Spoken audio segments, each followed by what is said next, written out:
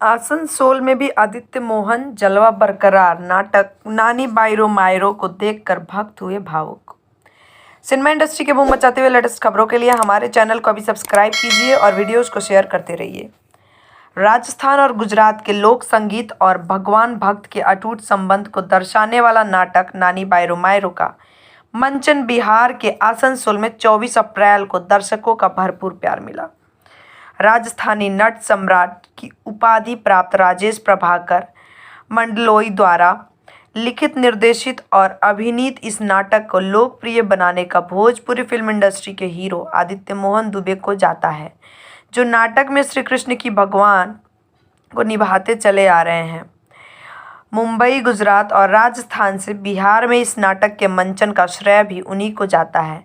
बात करें तो आदित्य मोहन 25 भोजपुरी फिल्म व कई हिंदी फिल्मों में बतौर मुख्य नायक के रूप में नजर आ चुके हैं। नाटक के संयोजक आसनसोल दीपक तोदी हैं। इसमें अभिनय करने वाले कलाकारों में राधा का किरदार आशका मंडलोई, नानी बाई का रोल बरखा पंडित, नानी की सास की भूमिका में दीपाली चौकसी व ससुर की भूमिका में प्रखर इंदूरकर नजर आने वाले हैं।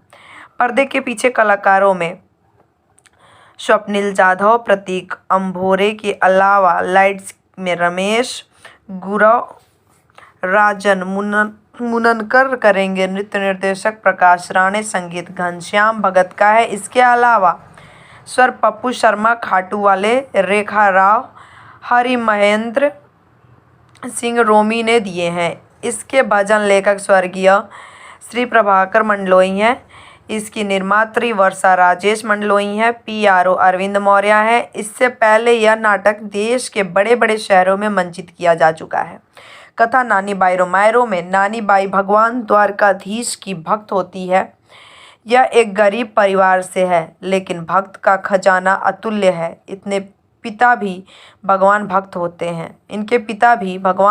होते हैं। मायरो को गुजराती में भात कहा जाता है। नानी बाई के विवाह में भात रस्म के इनके पास धन नहीं होता है, जिससे कि भात की रस्म को पूरा किया जा सके। इसलिए परिवार की इज्जत बचाने के लिए वह द्वारकाधीश को पुकारती है। भगवान द्वारकाधीश उसकी पुकार सुनते हैं और अपनी रानियों के साथ वहां आते हैं। अपनी स्वर्ण मुद्राओं से अपनी भक्तन की भात की रस्म को पूरा करते हैं। सब परिवार ऐसे मंचन का लाभ उठाए और अपने परिवार को भारतीय संस्कृति से अवगत कराए। जुड़े रहिए बूम भोजपुरिया के साथ। सिनेमा इंडस्ट्री के लेटेस्ट फिल्मी खबरों के लिए हमारे चैनल को सब्सक्राइब जरूर करें और साथ में बेल आइकन को दबाना ना भूलें। #बूम भोजपुरिया।